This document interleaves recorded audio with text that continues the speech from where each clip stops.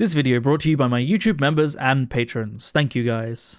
How's it going, everybody, and welcome back to another subreddit video. Today we are going to be returning to r/AmITheA, a subreddit dedicated to people asking exactly that question. As always, I have tried to find posts that are marked both arsehole and not arsehole, just for the sake of having a bit of a mix and a bit of variety in the content. Very quickly before we begin, I just wanted to mention YouTube members and patrons, you guys get an extra video every single week for as low as £1 a month. That equates to about 25p per video. So if that is something that interests you, please do consider joining, as it really helps support the channel. Also, apologies if there is any background noise and such. Hopefully my denoiser will catch it, but there's building works and all sorts going on outside, and them doing drilling and sawing and all kinds, and there's power tools and it's noisy and whatever, but hopefully you can't hear it too much. Anyway, let's get into the video, shall we? Am I the asshole for banning a relative from our house right after they donated our furniture while we were away from home? I'm still shaking while typing this. My wife, Paula, and I just got back from a trip. It was our first time away since our twin daughter was born. We gave my mother-in-law, Hakiko, a spare key just to check on things if necessary. Paula is sentimental. When her grandmother passed away, she left her 2 hand-carved mahogany pieces, a desk and a vanity. They were Paula's absolute favorite things. Walked in yesterday and the room was empty. Hakiko was there, all smiles, saying she made a surprise for us by getting rid of that old dusty junk to give us a modern look. She replaced them with some cheap flat pack furniture. She literally gave away / donated Paula's inheritance without asking.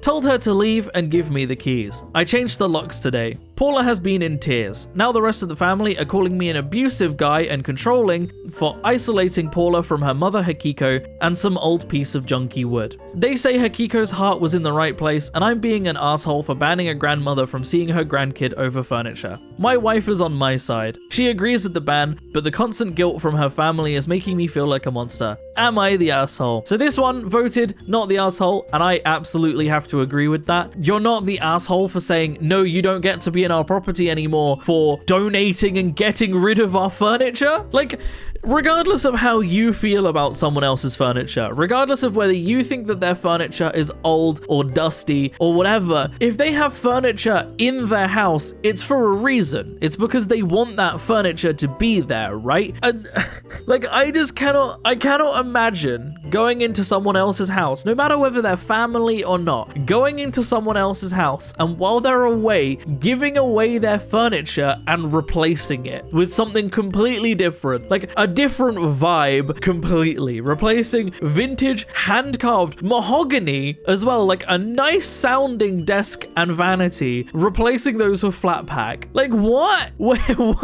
would just do that? How is that a thing that someone would think is a reasonable thing to do, to just go into someone's house and be like, well, their furniture's a bit old, I'm sure they won't mind if I replace it for them? What? It's not like, you know, fixing someone's plumbing or like replacing something that's broken.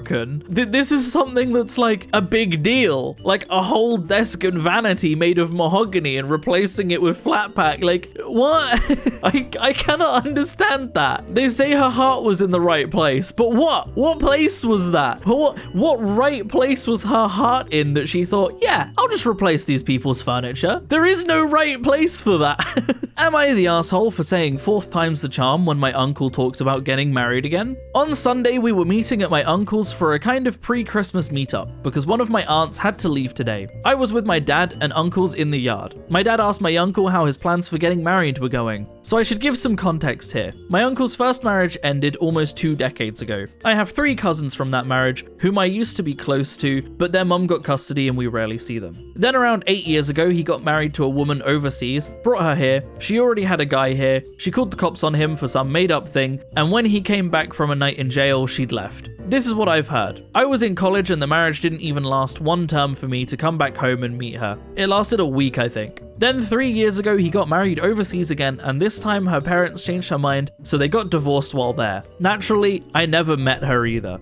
So when my dad said that, I looked at my uncle and asked him if he was really looking to get married again. He said yeah, that he thinks he needs a partner in life. I just, without thinking, said, 4th time's the charm. My uncle didn't take it well, while my other uncle found it hilarious. I'm pretty sure my dad did too, but he was being diplomatic about it. Today, my mum told me that my uncle had told my dad it was really rude and disrespectful of me to to say what I said. She said to just apologize to him when we see him on Christmas. I said, sure, whatever, I'll apologize. This uncle has always been a fun uncle who would hang out with us cousins, so I thought he could take a joke. But I'll apologize, sure. But was I the asshole? This one's rated the asshole, and while I don't think it's a huge one, yeah, like, it was still a rude and disrespectful thing to say. Like, I get it was meant in jest, it was a jokey thing, but if he didn't take it as a joke, then it is the right thing to apologize about it, right? Like, yeah. Like, ultimately, yes. Unfortunately, it was a bit of an asshole thing to say. I get that it wasn't meant that way. It was meant to just be a joke, but even still. But OP being willing to apologize for it and, like, you know, asking if what they said was an asshole thing to say and being willing to accept accountability for it, kind of, you know, it makes it a bit less of a big one. You know? Am I the asshole for skipping my own surprise birthday party once I found out it wasn't really for me? I have never been big on birthdays. Don't get me wrong, I don't hate them. I just prefer some low-key dinner with my closest friends. Maybe watch a film. Something small, basically. Everyone close to me knows this, especially my sister. Let's call her Maya, who loves big gestures and believes every birthday or achievement needs balloons and a theme and much, much more. 2 weeks before my birthday, Maya started acting strange. She kept asking me if I'd be free that Saturday and acted weirdly when I asked why. I suspected that she was up to something, so I told her again that I didn't want a party. She just laughed and said that, as per usual, I was being no fun. A couple nights ago, the night before my birthday, one of my mutual friends let it slip about it being a party. She mentioned what she was wearing. Anyway, turns out the whole family was invited, and it was at our parents' house. Some co-workers were also invited, but here's the kicker, my fucking ex. For a little context, me and my ex broke up 2 months ago. It ended pretty badly. No abuse or cheating, but it wasn't a pleasant ending. I've made it pretty clear to everyone in my life that I want no contact. Maya knows this. However, she's told me multiple times that I should just get over the whole situation because he's a nice guy and that he's been a part of all our lives for years. The first thing that I did was call Maya, demanding answers, and she didn't deny it. She just said that we could finally talk it all out. She admitted that she hadn't thrown this party for my birthday, but also so everyone could see my ex again and we could fix things between us. She literally said to me that I'd thank her later. I went mad. I said to her she had no right, that I would have been ambushed into that situation on my birthday. And this was all after I had specifically said I didn't want a party. She just said I was dramatic and bloody ungrateful, that she had this whole thing planned because I wouldn't find better and it was a good gift. She said everyone had gifts and traveled, that everyone was excited. So yesterday, my birthday, I completely powered off my phone and didn't let anyone know other than my best friend. So we went out for lunch and went on a walk together. Ended up having a great day. When I finally got home, I turned on my phone and it was mental. Maya was fuming, people were disappointed, people even said I embarrassed Maya. Maya is now basically saying I ruined the whole party and made it all about me. It was literally my birthday. She says that she did it out of a good place in her heart and that I should at least apologize for not showing up and letting people know. So am I the asshole? No, OP, you're not the asshole. One thing to note though, you are right. You did absolutely make it about you, you know? Because this party, it was never about you. It was about Maya. Let's be honest, this was about Maya doing something that she thought would make her feel great about herself. She thought she was fixing something between someone who doesn't want that thing fixed and that she was going to be this great matchmaker. She was going to fix this relationship and everyone was going to cheer. This party was ultimately about her. It was never about you, right? So you having the audacity to make your own surprise birthday party about you, completely outrageous. But all jokes aside, no, it was absolutely reasonable to not want to go to a party that you already said you didn't want and that was clearly not about being made about you for your own birthday. Absolutely not an asshole move there, to be honest. Am I the asshole for making my boyfriend stay at a hotel instead of his mum's place? Using a throwaway because my boyfriend knows my main account. My, 32 female, and my boyfriend, 34 male, have been dating for 4 months. We have a large family gathering coming up in February. His grandparents' 60th wedding anniversary. I've never met his family, so this will be my first time having any sort of interaction with them. My boyfriend would rather stay with his mum because his argument is he'd feel more at home there than a hotel. I feel the opposite. The idea of staying with someone I've never met makes me very uncomfortable. I would feel like I was intruding and overstepping my bounds. He insists that his mum is very nice and welcoming. I've had past experience with boyfriends' mums, and that's usually not the case. Boys have blinders on when it comes to mum. When I brought up staying in a hotel, he wasn't happy. He said it would be an extra cost that just doesn't seem necessary, when his mum is happy to have us there. I don't really believe that. I offered to pay half for the hotel room, so I don't really see why this is a problem. This seems to be a bit of an issue in our relationship. Am I the asshole? Now, there's the complete obliviousness here. I offered to pay half for the hotel, so what's the problem? The problem is that he doesn't want to pay anything for the hotel. Like, don't get me wrong, you're not an asshole for not wanting to stay in a house full of strangers, right? That's a reasonable thing. But you are an asshole for forcing your boyfriend to stay in a hotel he doesn't want to stay in and making him pay half. Like, up until that line, I would have expected that if you wanted to stay in a hotel when he could effectively be staying somewhere for free, you'd either be staying there on your own or you'd be footing the bill for the hotel. Being like, but I offered to pay half, as if what, you were expecting him to otherwise pay the whole bill? Like, what? Paying half would be the bare minimum for you both staying in a hotel, right? That would be the bare minimum for that to begin with. But if you're staying in a hotel that he doesn't want to stay in, if you want him to stay in there and not have a problem with it, paying half when he doesn't want to be paying anything because he could stay somewhere for free is the issue. You don't have to stay in his family's home. That's fair. Staying in a home full of a bunch of strangers, again, I've already said, is reasonable. Not an asshole move. But being like, I offered to pay half, so I don't really see why this is a problem. Like, I don't understand how that part is the part that they aren't grasping here, right? He doesn't want to be paying anything. He can stay somewhere for free. You're forcing him to pay half for a hotel. Hotels aren't cheap. The reasonable thing to do here would have been either to get a cheaper one-bed, smaller hotel room that only you pay for and only you stay in, and he stays at his parents', or for you to get a slightly bigger room that you can both stay in and for you to pay for that, because he could stay at his parents' for free otherwise. Like, I just...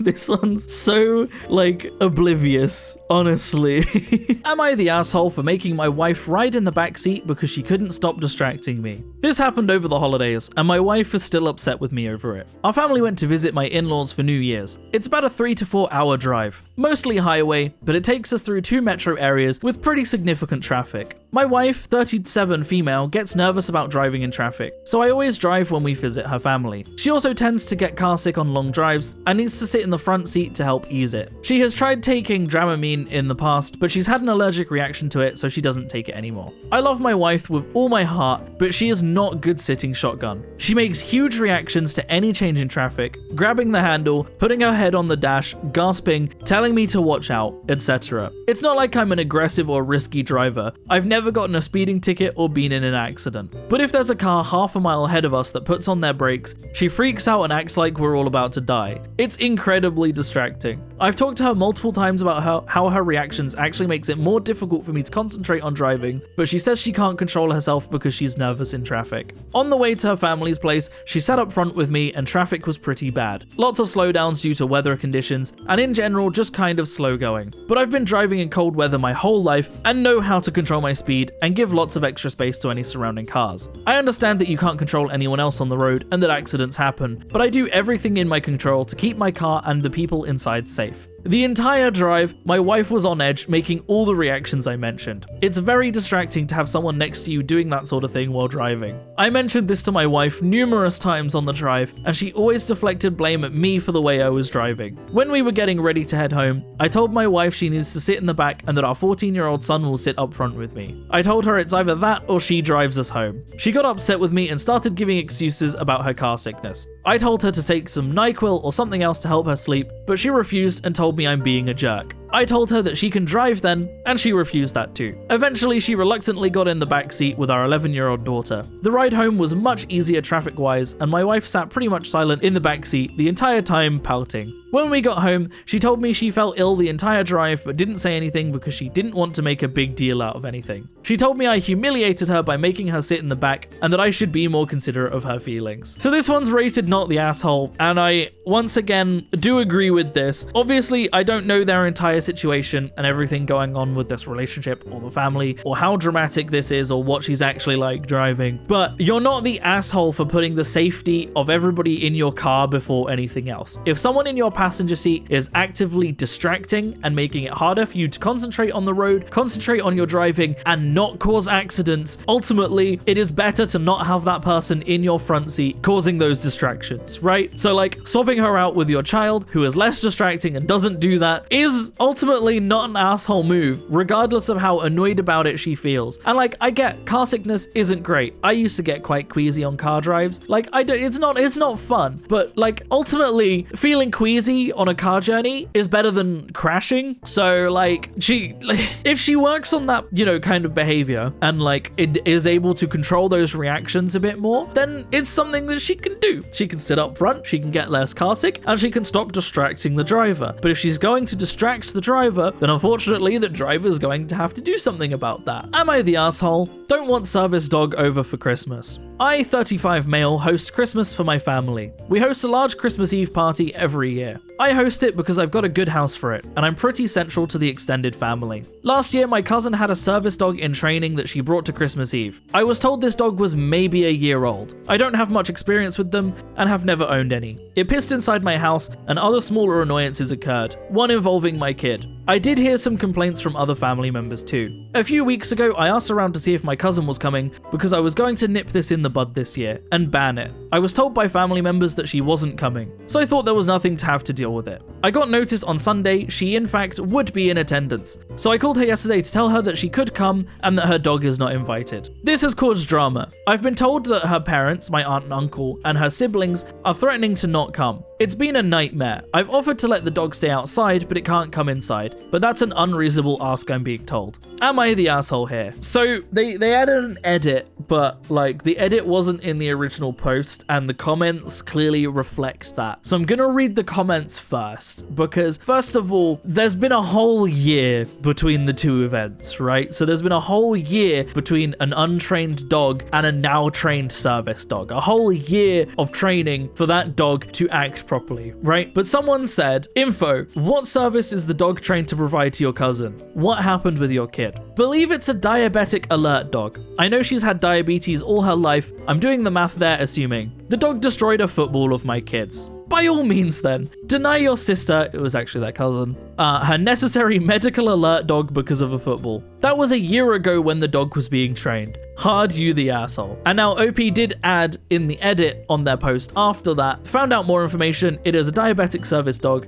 she's training it herself, got it as a puppy, I'm not going to comment on its legitimacy. I see this family member once a year. I just know what my experience with the dog is. And like, so originally they left out what the service dog was being trained for, you know, like an actual service dog, a medical service dog versus like an emotional support animal. They left that out of the original post, so no one had context on what exactly this service dog was for. This service dog is a diabetic alert dog for a family member with diabetes, a pretty important role, right? And like being like, well, it can stay outside, it kind of defeats the point of it being an alert dog, right? I just also it's been a year. Like if this was something you were concerned about, instead of just being like your dog's not allowed, being like, hey, it's been a year since these events happened, what kind of training has this dog received and how will this dog behave? Is it a well-behaved dog, you know? Or even asking her to like visit early so you can meet the dog again and see how well it is behaved, or you know, like literally anything other than contacting them like the week before and going, your dog's not allowed. For a service dog that she needs for her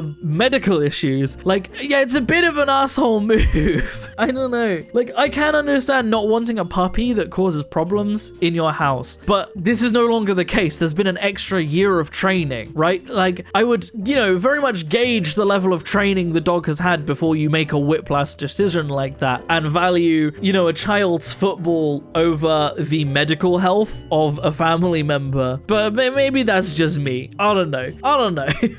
But that is where I'm going to end the video, everybody. So I hope you have all enjoyed, and thank you very much for watching. If you would like to support me in making more content like this, then I have a Patreon in the description down below, or equally you can click on that join button on the channel to support me. It helps a lot more than you might realize, but by no means should you feel like you have to. I'm going to keep making content regardless. But a huge, massive special thank you to all of the wonderful YouTube members and patrons that do support me. All of your names are up on screen right now. It genuinely helps so much, and it genuinely means so much. So thank you to everybody that does. Other than that, thank you so much for watching, everybody. I hope you have enjoyed, and as always, I will see you in the next video.